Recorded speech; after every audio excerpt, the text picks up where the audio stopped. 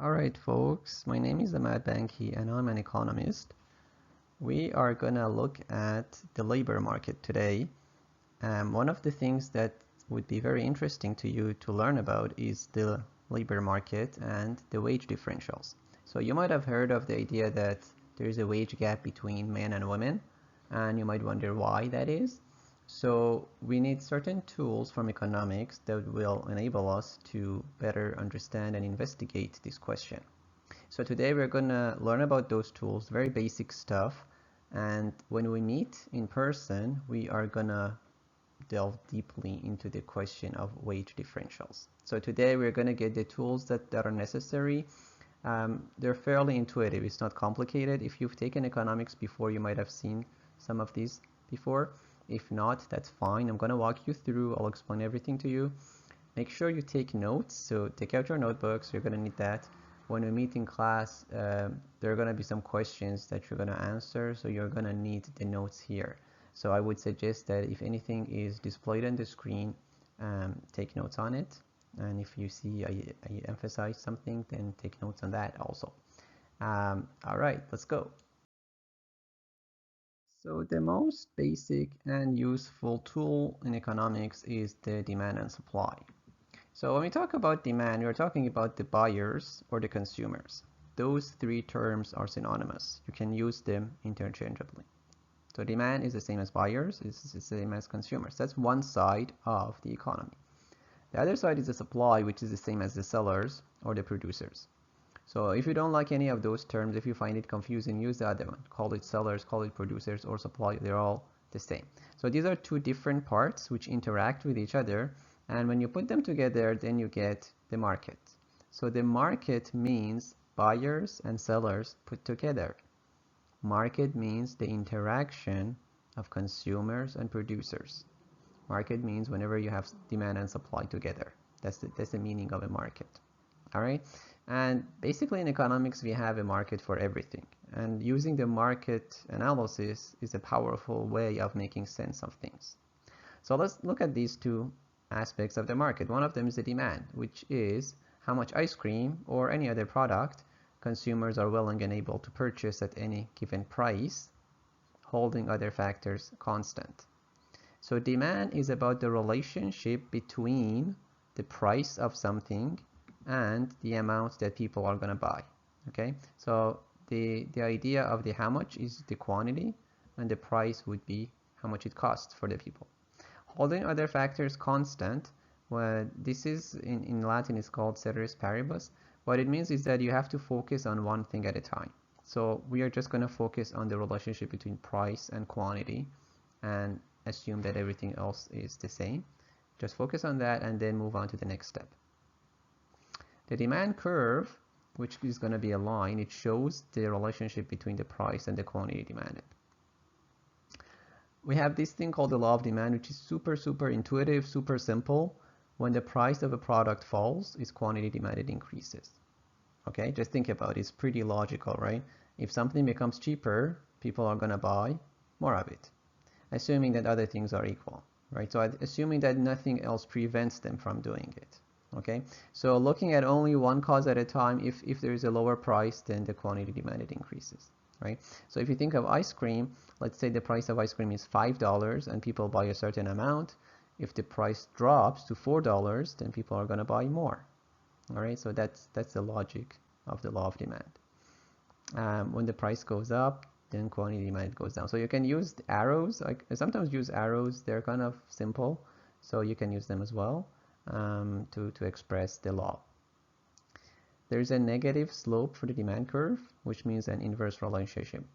Okay, so we're going to graph it later and you're going to see the demand curve is downhill, right? That's the idea of negative slope. So we have two concepts here. One of them is the idea of willing and the other one is the idea of able. When we talk about willing, we're talking about the people's preferences. What is it that they like? Okay, so the demand curve shows us what people like, and it also shows us about their budget, so what they can afford. Okay, when you put those two elements together, then you get the demand. So pause here, I would say, and take notes on the slide. I would also suggest that you take notes on the slide number on the top left corner so that you have it for future reference. Wow, that was cool. All right, moving on. The supply is how much ice cream producers are willing and able to sell at any given price. All right, again, instead of ice cream, we can have anything. So the supply curve shows the relationship between the price and the quantity supplied. So the demand was about the buyers, the supply is about the sellers or the producers. So you have the buyers of ice cream on one side and the sellers of ice cream on the other side. And similarly, we have the law of supply, which says when the price of a product rises, its quantity supplied increases. Again, this should be fairly logical. Imagine yourself, if you are a seller, would you like to get a higher price for your product or a lower price? Which one is better for you? If you're a seller, a higher price is an incentive to the sellers because then they can cover their costs more, they can expand their production, they can produce more things and sell more. Okay, so all other things being equal, again, we are looking at one cause at a time. It's important when you talk about causality to look at one cause at a time. You can also use arrows if you want, so if the price goes up, then the quantity supplied also goes up. Which means, wow, that's cool. Which means in this case you have a positive relationship or a direct relationship. So the slope, this time the slope of the demand curve, the supply curve is going to be uphill, the demand curve is going to be downhill, right? So they go in opposite directions because of the incentives. Because if you think of price, the buyers wouldn't like a higher price, but the sellers would benefit from a higher price. When we talk about the willingness and the ability of sellers, what we're talking about is, one is the cost. So what makes the sellers willing to provide something is the cost that it has because it affects their profit. So in the case of ice cream, think about all of the ingredients of ice cream, right? So you need, I don't know, milk and sugar and cream and whatever. Well, if those things are too costly, then it's not good for the producers. And the ability is pretty much the technology. So what kind of technology does it take to produce ice cream? So that affects the amount that they can supply. Again, pause here, and I would suggest that you also record the slide number, take some notes, and then move on. All right. Now we're gonna put the supply and demand together in a graph. Okay. Now, if you're allergic to math, you might be like, oh no, what's going on here? This is not a math course. The graph is only a visual representation, which is gonna make our life easier. Okay. So I'm gonna walk you through. It's gonna be very simple. But you might still need to rewatch the slide if you want. So feel free to pause at any moment. Feel free to rewind. Take your time. We are gonna need graphs, and the graphs are gonna make the analysis much simpler. So the two variables that we have in a market are the quantity and the price. Okay, and the two lines or curves that we have, one of them is the supply, which slopes upward. Remember, if the price is higher, the quantity sold is going to be higher. And the other one is the demand, which slopes downward, which is an inverse relationship. Okay, you put them together, you get the market, and their point of intersection is somewhat important because it means the point where the sellers and the buyers agree. So the point of intersection is called the equilibrium. So it's a point of balance. It's a point where the sellers and buyers meet at the same place and have the same price and the same quantity. Okay, so every market you should know what market it is. So in this case, let's say it's the ice cream market, and it could be any market. So later on, we're going to talk about the labor market, and the labor market is just like the ice cream market in terms of the graph. It's just applied to a different context. So you draw a dotted line at your equilibrium and you find the corresponding quantity. That's the equilibrium quantity. And you draw another dotted line horizontally to find the corresponding price. Okay, so that's the equilibrium price. Now, what happens is that where this thing becomes useful is when you have some shift of the line. So when there is an increase in demand or a decrease in demand, an increase in supply or decrease in supply. So there are really four possible shifts. You have two lines. Each of them can either increase or decrease. And the general rule that we have is any increase means a shift to the right, any decrease means a shift to the left. So when you get questions, if you have an increase in demand, what you have to do is you shift the demand curve to the right.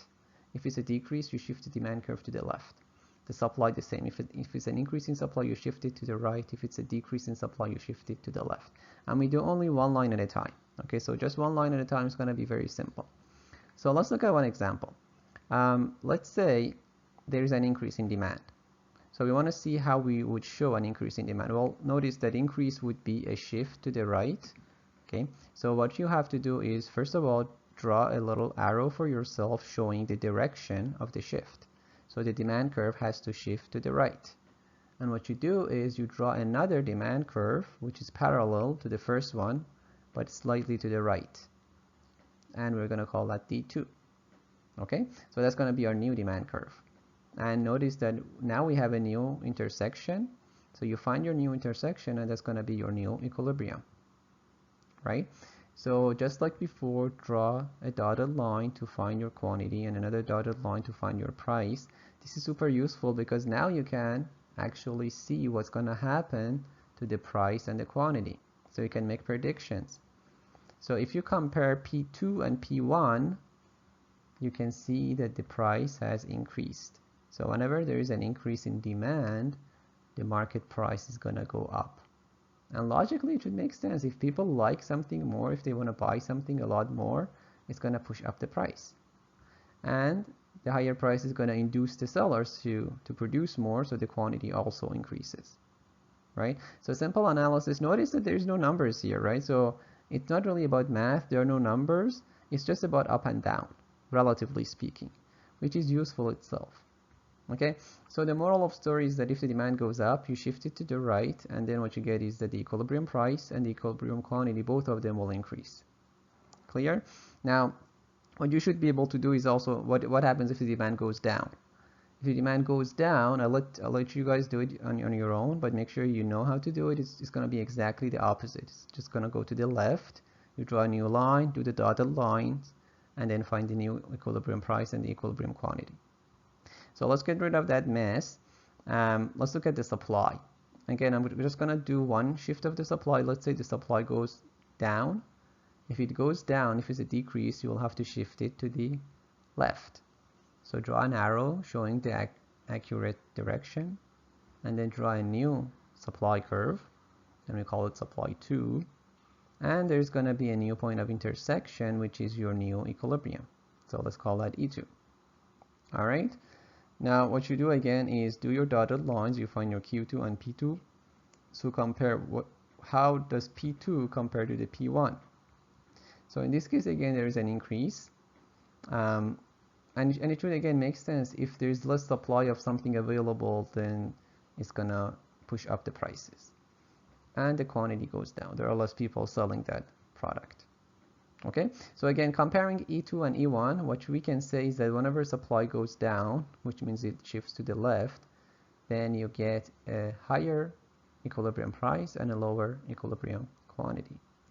All right, so this is, again, what you should be able to do is what happens if supply goes up. Well, if it goes up, you shift it to the right, and then you find your E2 and E1 and see how they compare. Okay, so pause here, make sure you do a nice graph for yourself. You're going to be doing some of these graphs in class, so make sure you have a good command of it. If you need to rewatch, go ahead and rewatch. That's kind of cool. About the graph that you drew, we're going to do the demand and supply linear, but it could also be curvy. It doesn't make a difference. Usually we don't have numbers, so as long as the slope is fine, then you're doing a good job. Some other concepts that you've seen before. One is this idea of equilibrium. So equilibrium is when the quantity supplied equals quantity demanded. And that's where everybody is happy. Happy means that they get what they want. Okay, the buyers can buy what they want and the sellers can sell what they want. Sometimes the quantity supplied is less than quantity demanded. And that's called a shortage. So which means when there is too much demanded. When the price is too low, that's where you get a shortage. So everyone who wants to sell can sell, but not everyone who wants to buy can buy. So that's when you get a long line. So this picture is from the Soviet Union, where a lot of times they ran into shortages. So you have a lot of buyers who are unhappy because they wanted to get it, but they can't get it. Okay.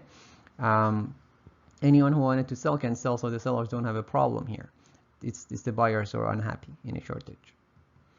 And sometimes you have the opposite, which is a surplus, when the quantity supplied is more than the quantity demanded. Too much is supplied when the price is too high. Okay. In this case, everyone who wants to buy can buy. So those who are really interested, they're happy they get it. But the sellers are not happy because they can't sell it all. All right. So some sellers are going to be unhappy because they can't achieve what they wanted. All right. So pause here, write down your notes. This is quite an interesting chapter. Before we go ahead, let's clarify something for ourselves. When we talk about factors of production, we're talking about inputs or resources. These three terms are synonymous. If you don't like factors is kind of like a fancy term. If you don't like that, just say inputs or resources. And you know resources from intro, the four resources: land, labor, capital, entrepreneurship. That's what we're talking about. And we're talking about the price of those. So factor prices are the same as input costs. It's the same as prices of resources. All right, again, you can use those interchangeably. So the theme of the chapter is, why is it that some people make more money than others? Why is it that certain resources are more expensive than others? And the answer is very simple. The answer is the same answer as you would give for anything else.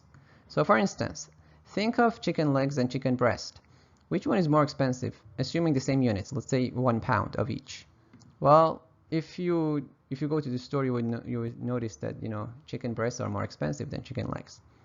Or think of apples and cherries. Which one is more expensive per pound? Cherries are more expensive. Now these are outputs. These are final goods and services. But you can have the same thing about inputs. You can have the same kind of analysis about factors. Think of workers. Let's say a pilot versus a bus driver. Who makes more money? Who has a higher salary? The pilot, right? Or think of land. Let's say rent in downtown versus the suburbs. So think of Toronto, where the real estate market is more dynamic and a lot more active. Where is it more expensive to rent, let's say, one apartment or a certain amount of land? Obviously, in downtown, Toronto is a lot more expensive than the suburbs. Okay. Now the question is, in all of these cases, the logic is the same, and the logic is the logic of the market, the supply and demand. So the price of anything, whether it's an output or an input, goes up because of scarcity. And scarcity is the same as shortage. Okay, remember shortage and surplus? So what creates the scarcity? There can be two causes for scarcity. One is that there is low supply of it, it's hard to make, or there is high demand for it, so it's very popular, or it's both of them. So it could be either and or both of them, right? So that's the idea. Whenever there is scarcity of anything, then the price is going to go up. So for instance, think of pilots. It's much easier to become a bus driver than become a pilot. That's why there's less pilots and they get more money for it. All right. Or think of land in downtown. The land in downtown is much more limited than land in suburbs. That's why the prices are different. So it's the same logic.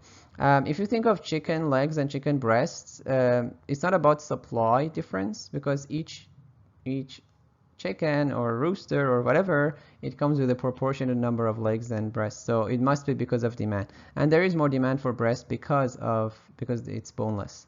All right. There were some nice animations in this clip, so you might want to watch it again. But pause here and take notes. The most sensitive and important factor of production is labor. We care about our jobs. We care about employment. So for that reason, we're going to talk about the labor market. And the labor market is like any other market where you have supply and demand.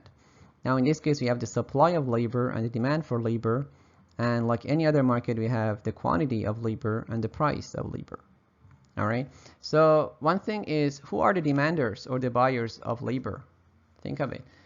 Who is it that would like to hire workers, right? So that's going to be employers or producers. Okay, so the firms in this case are the demanders. And who are the suppliers or sellers of labor? Labor is really the time of the workers.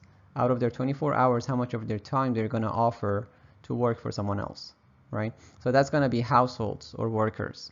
Okay, so the general population. So in this case, it's a little bit backwards, in the sense that usually The supply is the firms, or the suppliers are the firms, and the demanders are the households. But in the labor market, it's the other way around. But still, it's the same mechanism. It's the same logic, right? So we can still follow the same, exactly the same principles of the market to analyze the case of labor.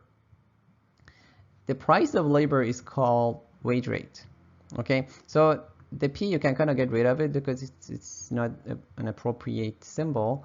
And instead of that, we usually put W. So W stands for the wage rate. All right.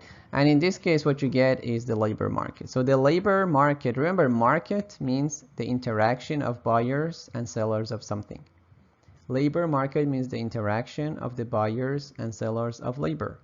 In other words, it means the interaction of employers and employees. All right, that's what it means. And the point of intersection, like any other market, would be the equilibrium. So that's going to give us the quantity and the wage where the two parties agree on. All right. And here's where we get this idea of marginal product, which is the increase in a firm's output due to using an additional unit of input, right? So if you remember, the word marginal always means an additional unit, right, involved. So that's where we get the analysis. So if the dollar value of the marginal product of an input is more than the input's price, in other words, if the dollar value produced by one more worker is more than the wage you pay that worker, then is it a good idea to hire that worker? Yeah, I mean, the amount that they're contributing is more than what you are paying them, right? So it's profitable to employ them, right? So you go for it. If the dollar value of the marginal product of an input is less than the input's price, if what you pay them, the wage, is more than what they contribute to your output, then it's not profitable to employ. In other words, it's profitable to lay them off, right? Because they're costing you more than what they're benefiting you. If their cost is more than their benefit, then you better lay them off. That's simple logic, really. This is really the same idea of marginal revenue, marginal cost. Okay, so this is what we get. This is the VMPL. Sometimes you might see that. It means the value, the dollar value of the marginal product of labor. Okay, the dollar value of one additional worker contributed to the firm's revenue. Okay, this is the equivalent of marginal revenue, which you've seen before.